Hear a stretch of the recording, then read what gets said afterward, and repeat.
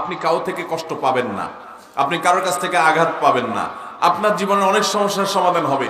এই 4টি উপদেশ যদি আপনি গেঁথে ফেলতে পারেন আপনার মনে। তার প্রথমটি হলো, তুমি আল্লাহর আদেশ নিষেধকে, আল্লাহর ফরজ বিধানকে, আল্লাহর হারাম বিষয়গুলোকে মেনে চলবে, অর্থাৎ ফরজগুলোকে অবশ্যই করবে, হারামগুলো থেকে বেঁচে থাকবে। উপদেশ নম্বর 2, আল্লাহ রাব্বুল আলামিনের আদেশ নিষেধগুলোকে হেফাজত করবে, সংরক্ষণ করবে।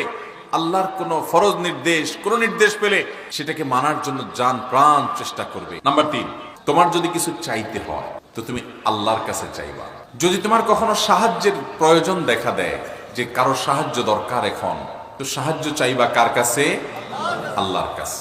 গোটা পৃথিবীর সকল মানুষ যদি ডিসিশন নেয় যে তোমার কোনো উপকার করবে, সবাই মিলে সিদ্ধান্ত নিও আল্লাহ তোমার জন্য যতটুকু কল্যাণ এবং উপকার লিখে রেখেছেন তার থেকে এক চুল পরিমাণও বেশি